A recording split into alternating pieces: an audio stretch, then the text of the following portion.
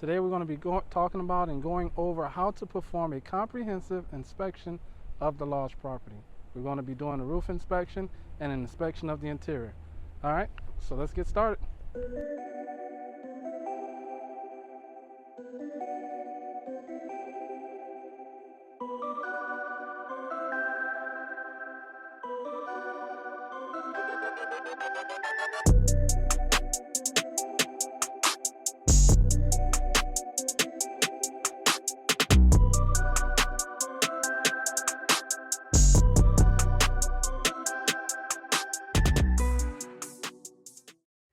When arriving at the property, you want to be considerate as to where you park your vehicle. Do not want to park in the driveway. Do not want to block the driveway. You do not want to park on the grass or landscaping of the insured. And you definitely do not want to block the fire hydrant. Let's talk about the dress code. As an insurance professional, you want to dress for success. You want to always wear a shirt with a collar.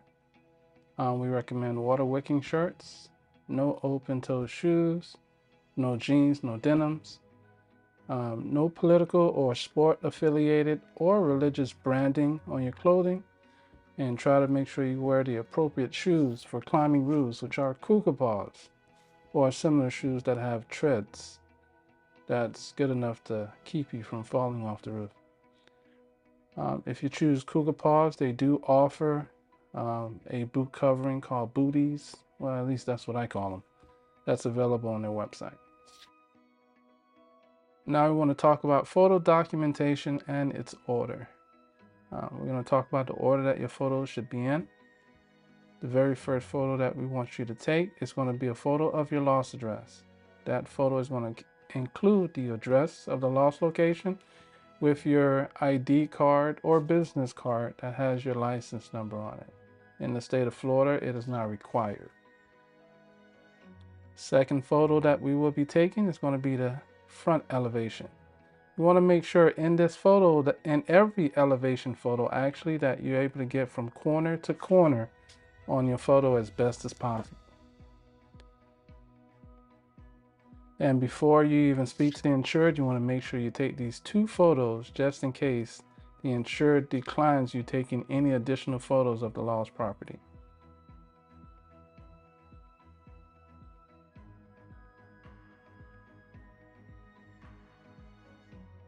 Here's an example of the conversation that you can have or similar with the insured.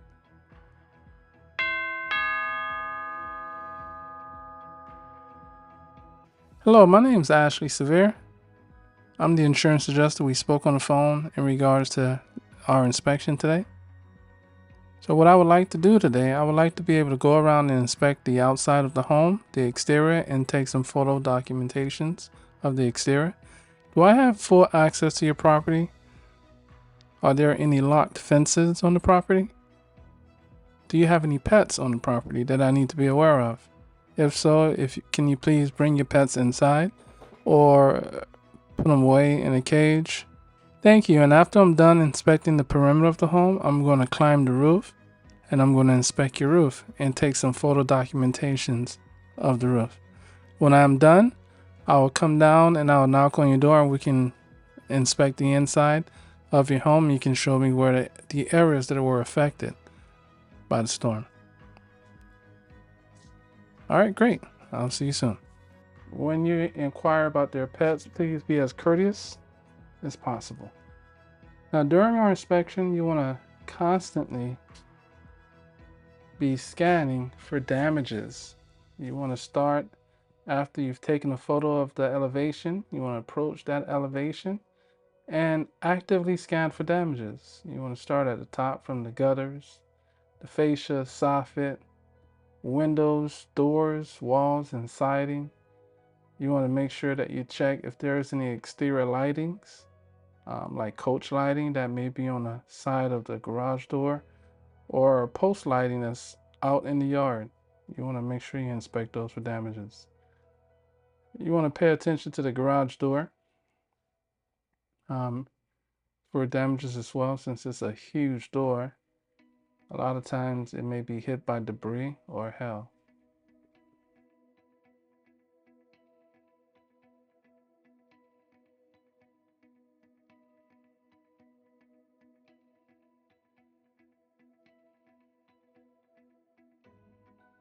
As you inspect the elevations, if there's any equipment on the lost property, such as air conditionings, condenser units, you want to make sure you photograph the condenser unit and their labels, along with any other equipment. Photo you want to take is your rear photo, and a lot of times when you go to the rear, there are underwriting concerns that you want to make note of. If there's a trampoline on the lost property, make sure that you take a photo of the trampoline and make note of that in your report. That may be an underwriting referral.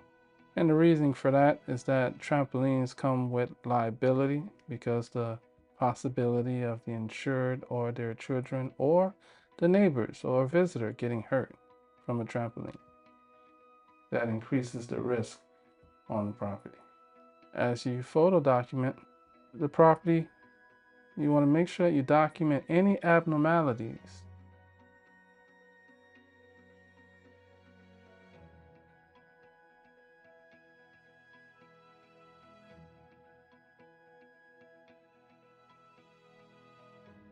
In this photo here, you see there's a door is patio door or family room door is boarded up. You want to make sure you document that as well. So you're looking for storm created damage, and you're also looking for damage that's existing or pre-existing. You want to make sure you document it. The fifth photo that we want to be taking is going to be the left elevation. Again, if there's any other equipment on the property, make sure that you take it at this time. And when you get back to your desk, you just reorganize your photos. Make sure your photo order follows the order that's stated in this video. And you'll just move around the equipment photos and damage photos. Now we want to talk about setting up your ladder. Prior to setting up your ladder to be able to climb the roof, you want to pay attention to the slope that you decide to pick. Make sure that there are no power masses or power cords coming from the power pole to the home on the slope that you choose.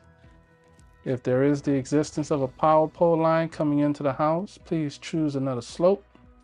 Just stay off that elevation and that slope completely when it comes to setting up your ladder. You want to make sure that your ladder is set up 3 feet above the roof line.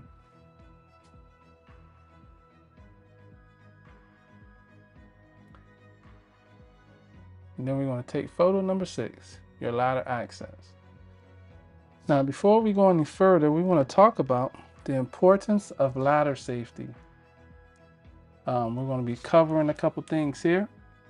One thing you want to be sure is that you do not learn ladder safety on the fly.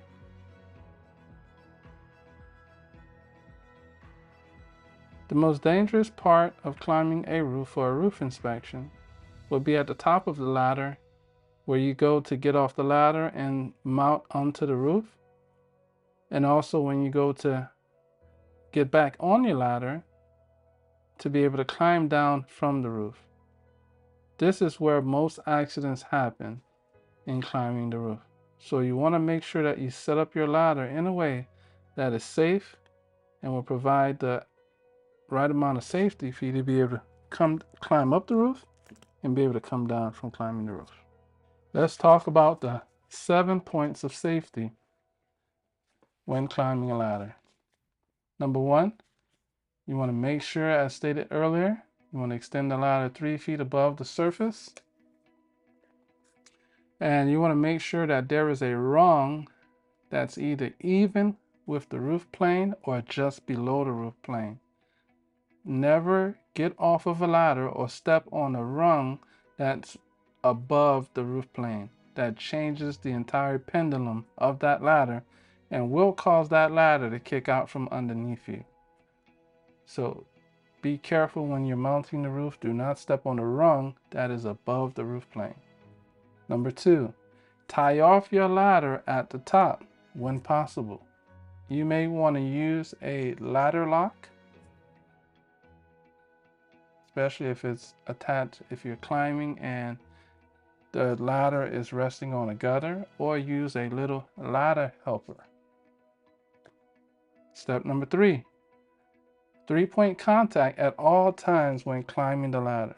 You want to always make sure that you have 3 points of contact when climbing the ladder. Number 4, never use a ladder if it has a broken rung or if the ladder is damaged in any way. Number 5, to make sure that you achieve the proper angle for climbing the ladder, you want to use the 4-to-1 ratio. For every 4 feet in height from the ground to the soffit of the roof, you want to put the ladder 1 foot back from the actual structure. Number 6, secure your ladder at the bottom. As much as possible, you want to make sure when setting up your ladder that you set up your ladder either in grass, dirt, or mulch. As much as possible, try to stay away from setting up your ladder on concrete, brick, or wood decking. You want to make sure that the bottom of your ladder is secure. When setting up on concrete, brick, or wood decking, it has a higher possibility for your ladder to be able to move when climbing up a roof. If you have to set it up on concrete, brick, or wood decking, try to set it up in a way that the bottom is secure, whether using a brace or something to secure your ladder at the bottom. And number 7, never carry tools or materials while climbing the ladder. Okay, always make sure you have a tool belt where you can secure all your tools that you're going to be needed to perform your inspection, or a clipboard. Try to see if you can attach your clipboard to your tool belt. Always make sure that your hands are free. And of course, as stated before, earlier in this video, you want to make sure that you do have the proper shoes for climbing the roof. We highly recommend wearing cougar paws. They have a tread at the bottom or a sole at the bottom of the boot that increases your ability to adhere to the roof while climbing.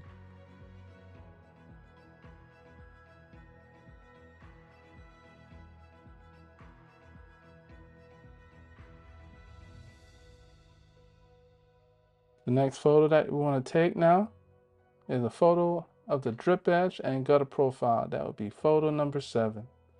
And at this point of the roof, you can knock out 2 photos in one setting. You can also take photo number 8, which is going to be your pitch gauge.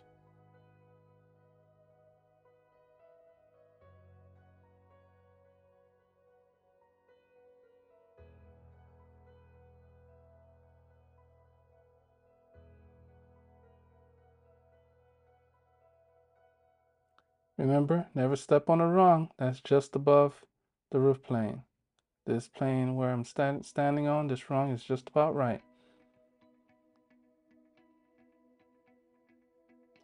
Let's start inspecting the roof now. I like to start on the very front slope of the roof when I'm doing my inspection. As I walk, I'm only inspecting sections at a time. I like to inspect about 4 to 6 feet in front of me, 3 feet to the right, 3 feet to the left. And I'm only focusing on this area of my inspection. So I'm going to start at the bottom and avoiding walking within 2 feet of the edge of the roof, because in this area there's no structural support for the roof. And I just walk and I'm just going to scan and just focus on that 4 to 6 feet in front of me.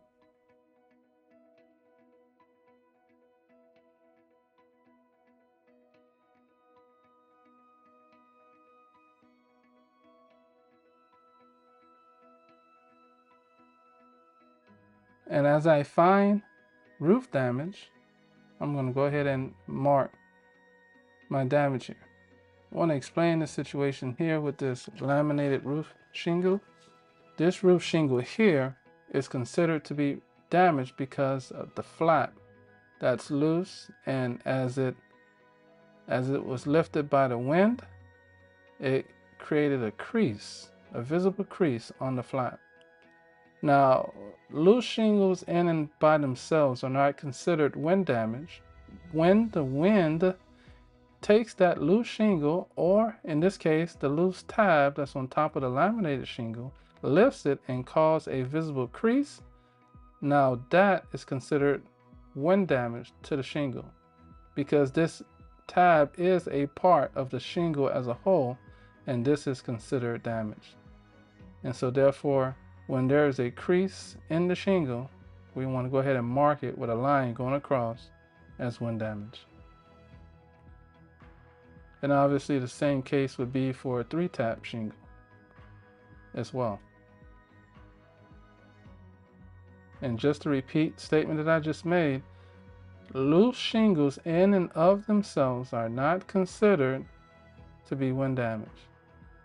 But when the wind takes that loose shingle, flaps it in the wind, and creates a visible crease, that constitutes wind damage.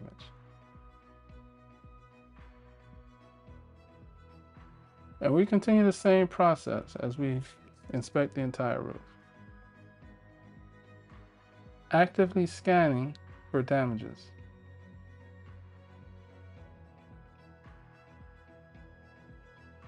We want to be careful to inspect one slope at a time.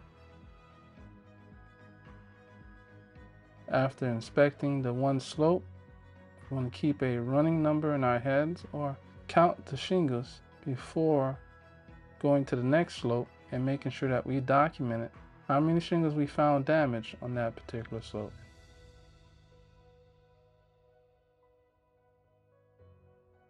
And the way that we're going to document it, we're going to go to the very top of the slope, count the damages, and we're going to go ahead and write a marking at the top of the slope, and we're going to ID the slope.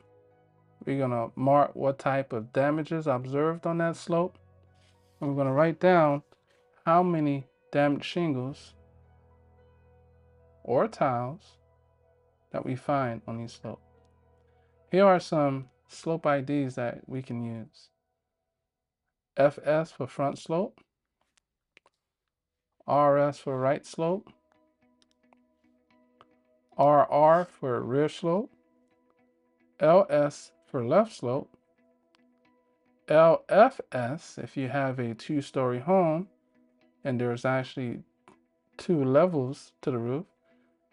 LFS will stand for lower front slope, LRS lower right slope, LRR lower rear slope, and LLS lower left slope.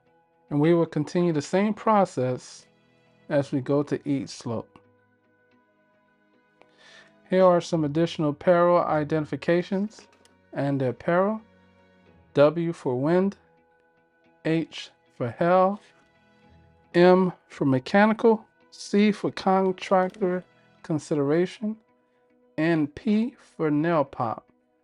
The last 3 is not necessarily a peril, but if you want to document how many mechanical shingles that you have found on the roof, or how many shingles that you want to send up for consideration. Let's say, for example, if the contractor marked up the roof and you do not agree with their marking, you want to make sure you document the markings that the contractor as well marked, so that you can provide that for a desk adjuster or fire reviewer to be able to see what it was that they were looking at. This is good for documentation purposes and for comparisons of the damages noted on the roof. In addition, if the roof has been inspected by a prior roofer or contractor and they marked the roof, try to use a different colored chalk than previously used. That way we'll be able to differentiate between the markings, who marked which damage, and the additional marking of yours and the contractor on the same damaged area confirms that you both agree with the damages. I highly encourage you to be able to give a comprehensive roof inspection. You want to get a system in place and systematically inspect the roof. One additional pointer when inspecting this roof: never walk backwards on a roof. Always position yourselves when inspecting a shingle or even marking a shingle that you are not walking backward. There have been many an adjuster experience, and non-experienced that have literally walked off of a roof.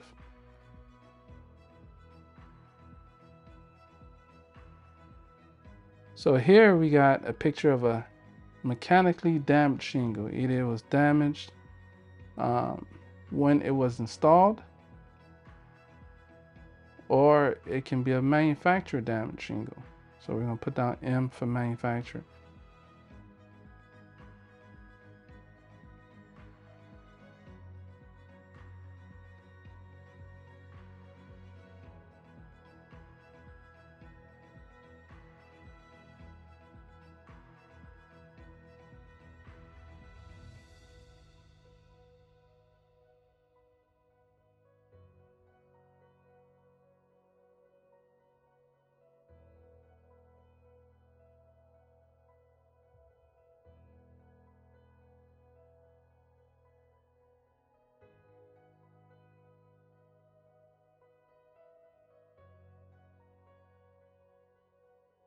Now, there are times when inspecting a shingle roof, you're going to notice that you have multiple shingles right next to each other that are damaged.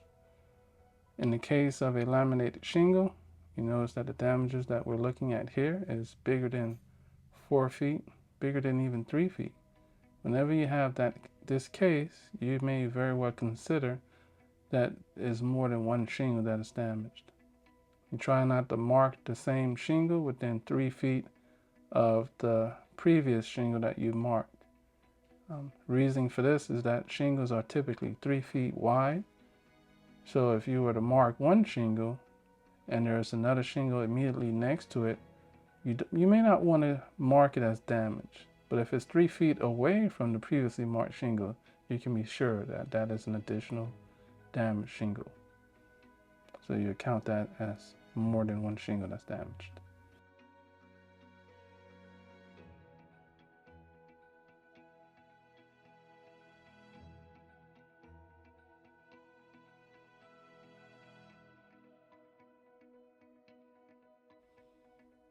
Let's talk about the soft metals counts.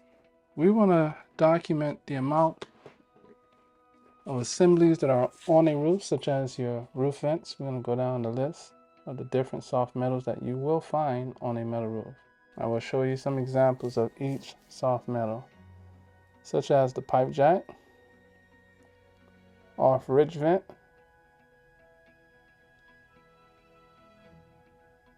exhaust vent, often mistaken for turtle box vents.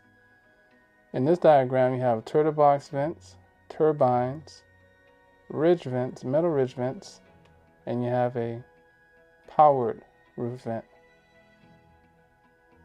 Here's a picture of a hot water solar hot water assembly.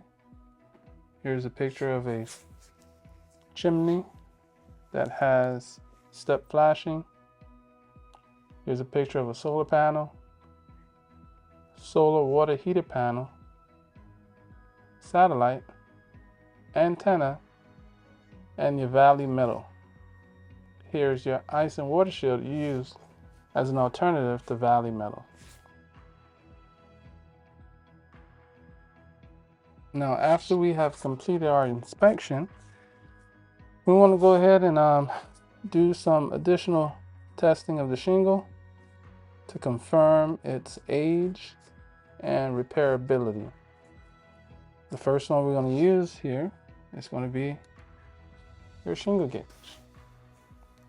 On the shingle gauge, there's different markings on the shingle gauge that indicates what type of shingle gauge that we're using, and also tells us what type of material that we're measuring. The first shingle gauge I want to talk about is the 409 shingle gauge that's used on roofs that were installed prior to 2011. The second shingle gauge is a 01/12, which is a shingle gauge used on roofs that were installed after the year 2011. First of all, we want to identify the slope that we found damages on the slope. Do not do this test on a non-damaged roof, but you want to identify the slope that you have the damages on. You want to go ahead and lift the shingle so that you can slide the shingle in between the gauge itself.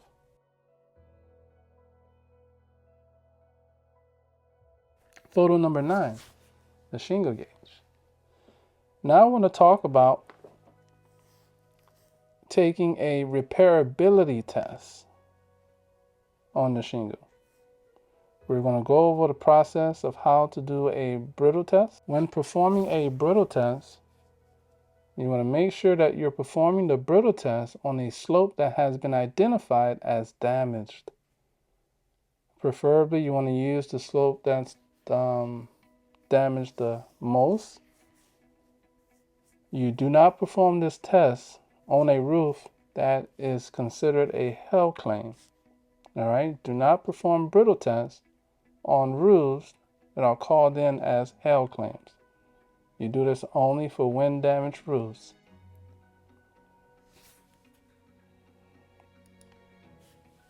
Preferably, you want to use the same shingle that you have used for your shingle gauge test. And we're going to do a process here.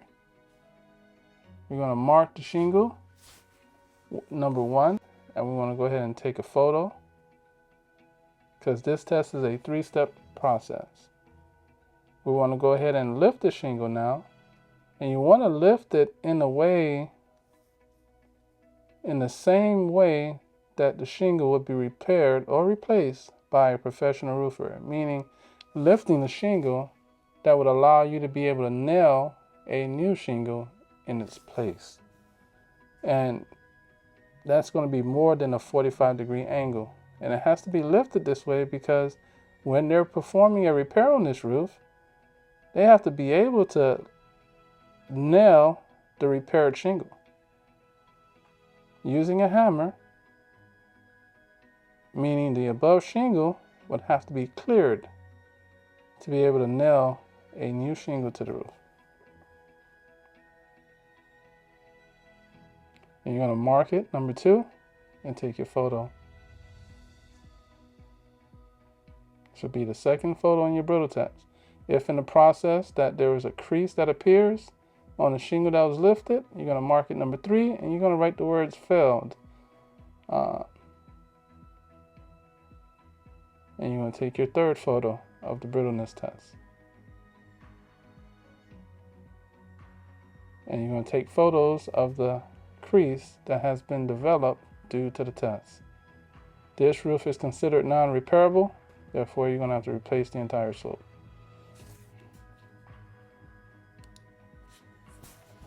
Please keep in mind that the guidelines for repairing a slope will differ depending on the insurance carrier, depending on the state that the loss location is in, and depending on the guidelines from your IA firm.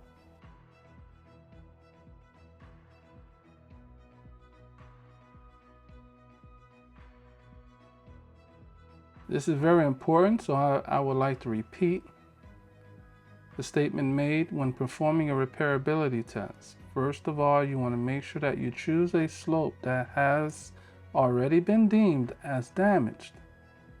And you want to make sure that you confirm with your carrier, IA firm, and or your manager from the IA firm that you are allowed to take a repairability test.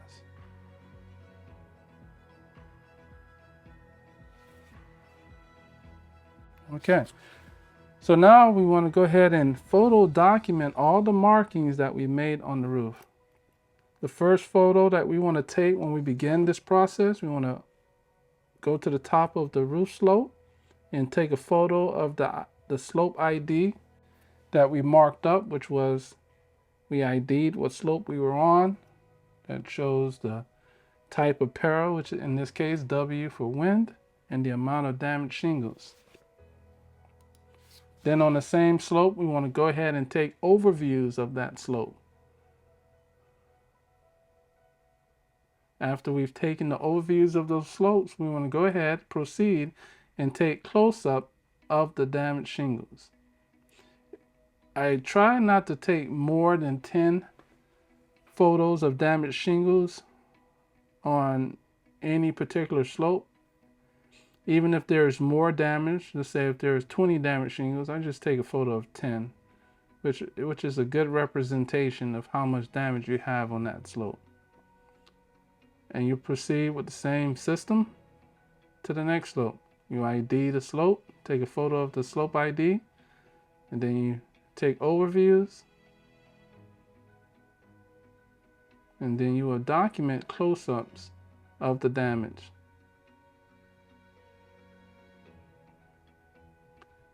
You want to be able to show the file reviewer or desk adjuster a close-up picture of the damaged material on the roof.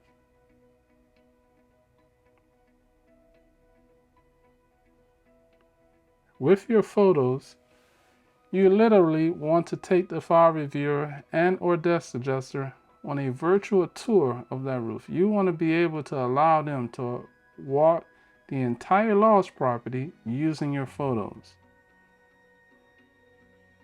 You want to tell the story of your inspection with the photos that you have taken. You want to be able to take them on a virtual tour. And we continue the process on the remaining slopes. Do not be shy in taking photos, because when you get back to your computer, you can always delete the photos that you do not need. All right. However, we cannot fabricate photos that we do need. So always be sure to take a lot of photos. Once we are completed with our roof inspection, always be careful when making your way down the ladder, because this is the moment when we're after inspecting in the heat of the day, we're always going to be in a hurry to get off this roof. So make sure that you take every safety precaution necessary to descend from the roof. Now, once our roof inspection is completed, we have photo documented the roof. We want to therefore proceed to take photos of the interior of the home. Now, when we get back to our desk, the photo order that we're going to be looking at after our roof inspection photos, we want to go ahead and insert our exterior photos showing the damages that we found on the exterior of the property.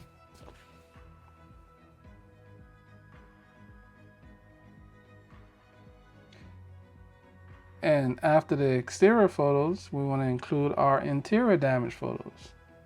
And our interior damage photos want to include overviews of the different rooms that we inspect. If there are damages inside those rooms, we're going to take additional overview photos and photos close up of the damages.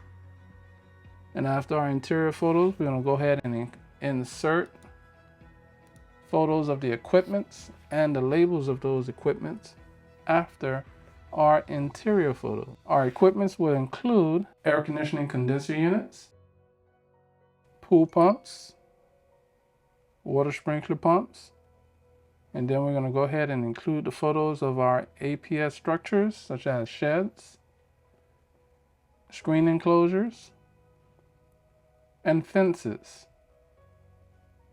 So now let's take a quick review of the photo labels and their orders that we want to place our photos in.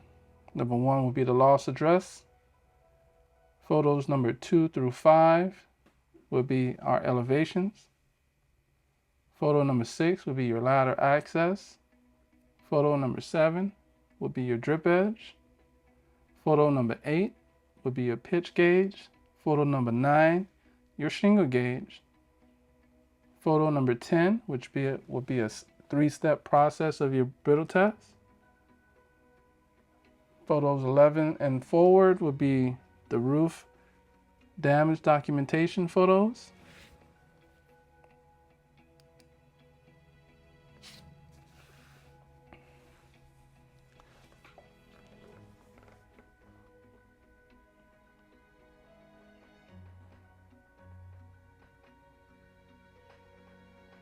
And after your roof photos, you will be taking and inserting your elevation photos with their damages. And after your elevation photos, you're going to have your interior photos. and their damages if damages are found on the lost property. Then after your interior photos, you will have your equipments and their tags. And finally, after your equipment and your tags photos, you're going to include your APS structures. That's going to be your appurtenant structures. And the reason why you're going to inspect your appurtenant structures, because you want to inspect every area of that lost property that could have been affected by that peril. If you have a wind claim, you want to inspect every structure on the property that could have been affected by that wind or hail, which includes your shed, screen enclosures, your fences. If they have personal property out in the yard, you want to make sure that you photograph damages to that personal property.